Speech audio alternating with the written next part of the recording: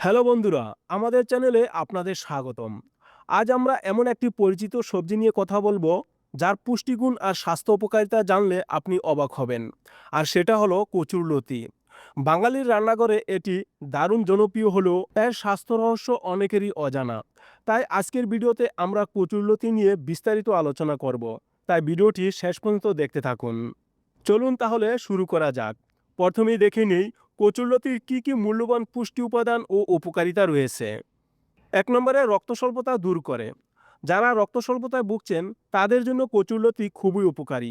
এতে থাকা আয়রন রক্তে হিমোগ্লোবিনের মাত্রা বাড়াতে সাহায্য করে। তাই রক্ত স্বল্পতা দূর করতে পরিমিত পরিমাণে কচুরলতি খেতে পারেন।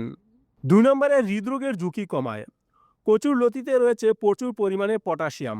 এটি রক্তচাপ নিয়ন্ত্রণে সাহায্য করে এবং কার্ডিওভাস্কুলার রোগ অর্থাৎ হৃদরোগের ঝুঁকি কমাতে সহায়তা করে। তাই হৃদরোগের ঝুঁকি থাকলে পরিমাণ মতো কচুরলতি খেতে পারেন। ৩ নম্বরে পেট পরিষ্কার রাখে। কচুরলতি ডায়েটারি ফাইবারে ভরপুর।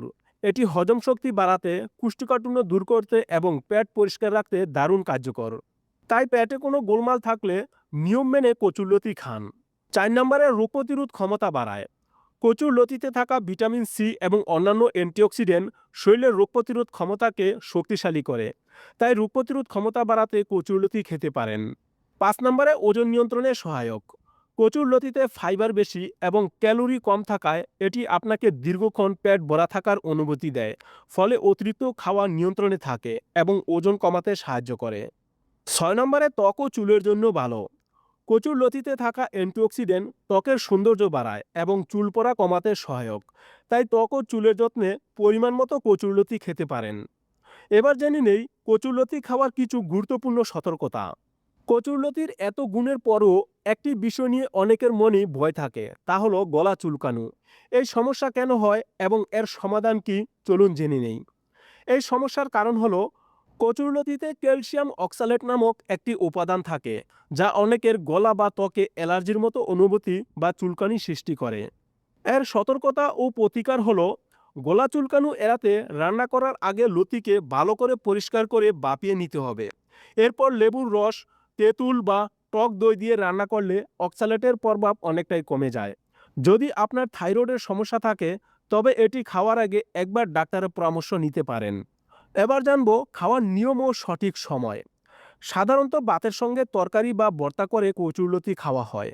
দুপুরে খেলে সবচেয়ে উপকারী, কারণ তখন শরীর সহজে হজম করতে পারে। দিনে ১ কাপ কচুরলতি খাওয়া নিরাপদ। শিশু, বয়স্ক ও গর্ভবতী মহিলারাও পরিমাণ মতো খেতে পারেন। তাহলে দেখলেন তো বন্ধুরা, কচুরলতি শুধুমাত্র একটি সুস্বাদু সবজি নয়, এটি স্বাস্থ্য ও পুষ্টির দিক থেকেও কতটা গুরুত্বপূর্ণ। সঠিক পদ্ধতিতে রান্না করলে এর সব উপকারিতাই আপনি পেতে পারেন। আজকের এই তথ্যগুলো কেমন লাগলো তা অবশ্যই কমেন্ট করে জানাবেন। যদি ভিডিওটি ভালো লাগে তাহলে একটি লাইক দিন এবং এরকম আরও স্বাস্থ্য বিষয়ক তথ্য পেতে আমাদের সাথে থাকুন।